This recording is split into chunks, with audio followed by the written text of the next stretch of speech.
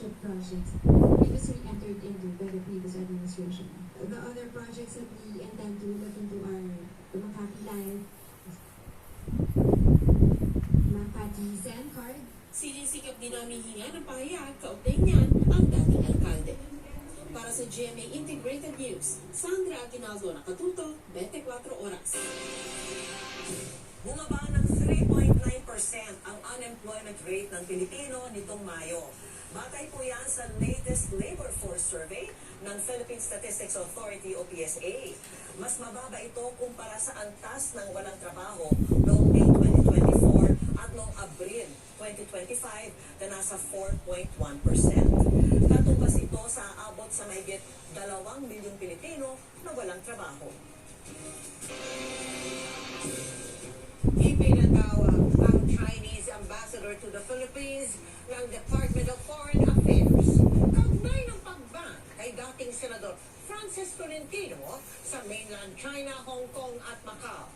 Ayon sa DFA, bagaman nasa legal na kapangyarihan ng China ang parusa, inconsistent o hindi naaayon sa pamantayan ng mutual respect at dialogo ang hakbang na ito laban sa democratically elected officials. Pinahalagaan nila ng Pilipinas ang freedom of expression at tungkulin ng mga senador at iba pang opisyal na questionin ang mga isyu kaugnay sa national at public interest.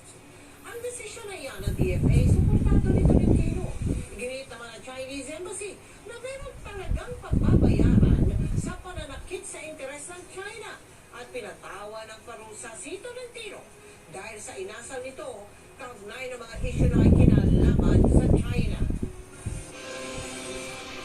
Aabot sa 54,000 pesos ang average outstanding na utang kada credit card sa Pilipinas. Ayon po sa Credit Information Corporation o CIC, 10% ng 21 million credit cards sa bansa ang hindi pa nababayaran. Nakatutok si Bernadette Reyes. Dahil nainganyo ng mga kaibigan, kumuha ng credit card si Mark, hindi niya tunay na pangalan. Nakatulungan niya ito para itawid ang pangangailangan ng kanyang pamilya hanggang sa mabaon siya sa utang.